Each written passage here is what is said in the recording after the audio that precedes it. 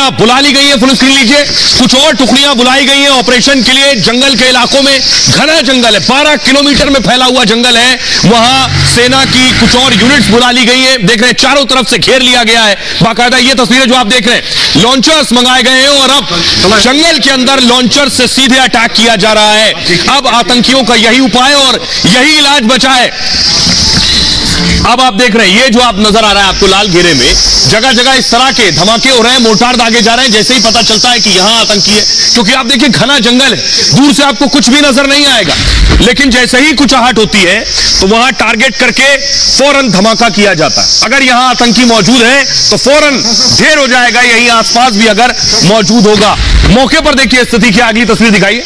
मौके पर बड़े बड़े अफसर, डीजीपी, फुल स्क्रीन लीजिए जरा, ये सारे अफसर पहुंच चुके हैं। डीजीपी, एडीजीपी, आर्मी स्पॉट पर इस वक्त।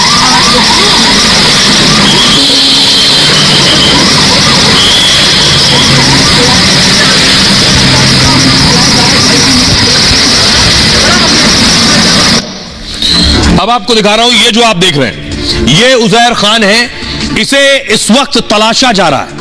बताया जा रहा है ये जंगल में छिपा हो सकता है और इसकी तलाश में इस वक्त आर्मी जंगलों में मौजूद है। सेना जंगल के अंदर ऑपरेशन चला रही है, लेकिन ये सब तो गुर्गे हैं। अब वक्त है असल में उन्हें टारगेट करने का, उन्हें खत्म करने का, जो ऐसे लोगों को पालते पोसते हैं, जो सरहद पार बैठे हुए हैं, महफूज हैं। अब उन पर निशाना लगाने की बारी है। उनका डेथ वारंट निकल चुका है। ये रिपोर्ट देखिए। लॉक हो गया इस्लामाबाद लाहौर का टारगेट। जारी हो गया हाफिज सलाउद्दीन का डेथ वारंट।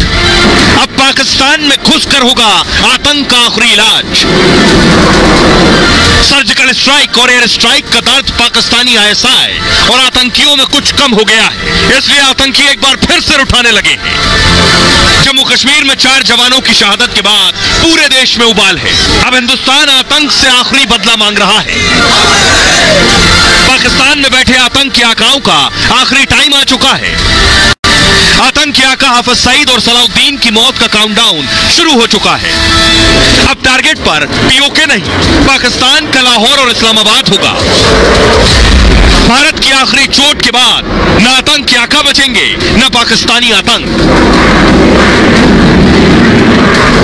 और आइए अब आपको बताऊं कि इस वक्त अभी एक्शन चल क्या रहा है। अभी जंगल में क्या हो रहा है, सेना मौजूद है उसी घने जंगल में जिसमें हमारे 4 जवान शहीद हो गए।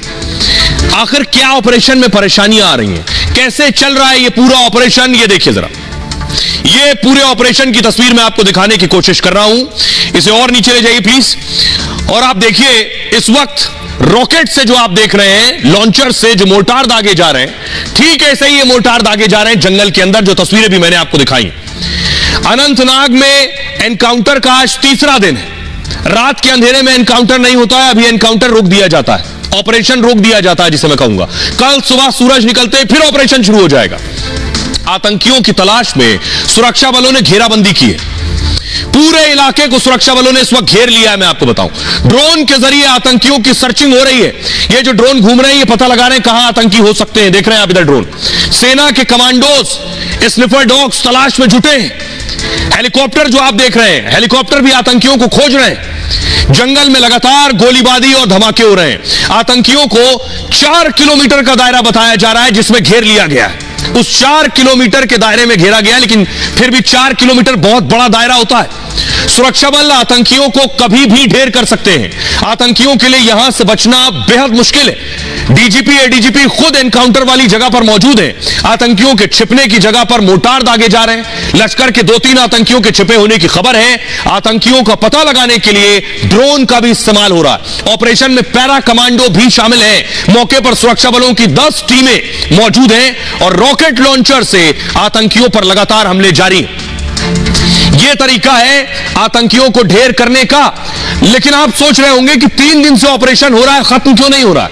उसके पीछे वजह है ये घना जंगल जो मैं आपको दिखाने जा रहा हूं। यह है घना जंगल। इस घने जंगल में तलाशना, जो 12 किलोमीटर में फैला हुआ जंगल है, इस जंगल में समंदर में सुई ढूंढने जैसा है आतंकियों को खोजना। यही दिक्कत हो रही है कि आखिर जंगल में कहां छिपे आतंकी, कहां फैले हुए आतंकी। ये जो जंगल है, किस तरह का जंगल है, ये मैं आपको बताऊं।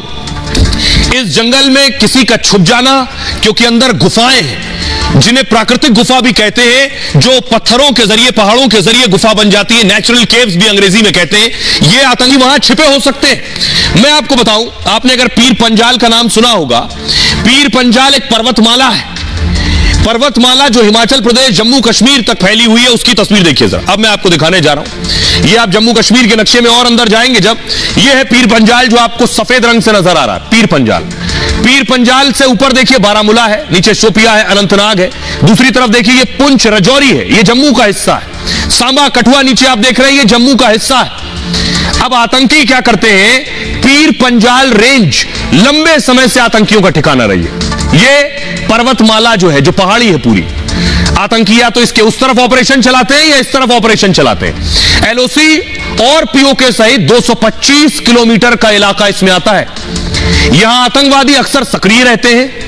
पीर पंजाल के घने जंगल राजौरी तक फैले हुए, ये आप देख रहे हैं, ये राजौरी का हिस्सा है। राजौरी से और बाहर की तरफ आएंगे तो आप पाकिस्तान अधिकृत कश्मीर की तरफ आ जाएंगे। यही पीओके है, आतंकी कैंप है। घिरे आतंकियों में लश्कर कमांडर उजैर खान भी है इस जंगल में। पीर पंजाल के दक्षिण का जो क्षेत्र है, ये पहाड़ी इलाका है। ये जो नीचे का हिस्सा है, ये पहाड़ी, जो जम्मू क्षेत्र से कश्मीर घाटी को विभाजित करता है। पीर पंजाल के दक्षिण में, नीचे के हिस्से में जम्मू आप देख रहे हैं, सांभा दिखाई दे रहा है आपको, कठुआ है, इससे जुड़ा हुआ है। वहीं मैदानी इलाका आपको राजौरी नजर आ रहा है, राजौरी पुंछ तक ये फैला हुआ है। जटिल भौगोलिक स्थितियों की वजह से ऑपरेशन में दिक्कतें हो रही हैं। आतंकी इसी का फायदा उठाकर यहां सक्रिय हैं, कभी पहाड़ों के इस तरफ, कभी पहाड़ों के उस तरफ। पहाड़ों में कई प्राकृतिक गुफाएं बनी हुई हैं, इन्हीं गुफाओं में रहते हैं, छिपे रहते हैं, खाना लेकर आते हैं। आशंका यह है कि आतंकी इन्हीं प्राकृतिक गुफा में छिपे। आतंकवादियों के छिपने के लिए यहां कई जगह है। इलाके की घेराबंदी करना बहुत मुश्किल है। पीर पंजाल रेंज की तुलना अफगानिस्तान में आपने सुना होगा, तोरा बोरा, उनकी पहाड़ियों की तरह। आतंकी यहां ऑफलाइन सिम रहित फोन का इस्तेमाल करते हैं। इसमें संचार के लिए ब्लूटूथ का इस्तेमाल किया जाता है। इसकी वजह से आतंकियों का पता लगाना बेहद मुश्किल हो जाता है। और बताया यह जा रहा है कि आतंकी इस पहाड़ी की चोटी पर है और चोटी से सुरक्षा बलों पर हमला करना आतंकियों के लिए आसान है। मैं आपको बताऊं, जो पहाड़ी की ऊंचाई है, यह 600 मीटर है। जी हां, 600 मीटर। 600 की मीटर की ऊंचाई में किस पहाड़ी पर कहां कौन आतंकी बैठा नहीं पता। वो ऊपर से सीधे नीचे गोली चला रहा है। वो आसानी से अपनी तरफ आने वाले सैनिकों को देख सकता है और उन पर अटैक कर सकता है। यह बड़ी परेशानी है आतंकियों को ढेर करने में। हमारी सहयोगी अनामिका ग्राउंड जीरो पर उस जंगल में मौजूद है। कैसे ऑपरेशन को अंजाम दिया जा रहा है, उनकी जरा रिपोर्ट देखिए। ये देखिए, फायरिंग और ब्लास्ट की लगातार तस्वीरें आपके सामने है। 2 ब्लास्ट किए गए और अब फायरिंग चल रही है, यानी कि उस टारगेट को सेट कर लिया गया है जहां से फायरिंग हो रही थी। आतंकवादी को उस ठिकाने को टारगेट कर लिया गया है, पहले ड्रोन के जरिए टारगेट किया गया। इसके बाद बैक टू बैक धमाके हो रहे हैं, यानी कि जो उनकी सुरंगें थी, जिस जगह से छिप करके आतंकवादी फायरिंग कर रहे थे, उसको अब टारगेट सेट कर लिया गया है। और अब देखिए, अब एक के बाद एक यहाँ पर फायरिंग हो रही है और एक के बाद फायरिंग करने के साथ ब्लास्ट किए जा रहे हैं, यानी कि उन सुरंगों में ब्लास्ट किया जा रहा है जिन सुरंगों से लगातार फायरिंग हो रही थी। और ये देखिए ब्लास्ट, एक और ब्लास्ट हुआ और ये देखिए एक और ब्लास्ट हो गया है। एक और ब्लास्ट की तस्वीर आपके सामने है। नीचे जो गाड़ियां हैं जवानों की, उन जो अधिकारियों की, वो भी यहाँ पर बढ़ गई है। एक और गाड़ी अब देखिए आपको दिखाई दे रही है।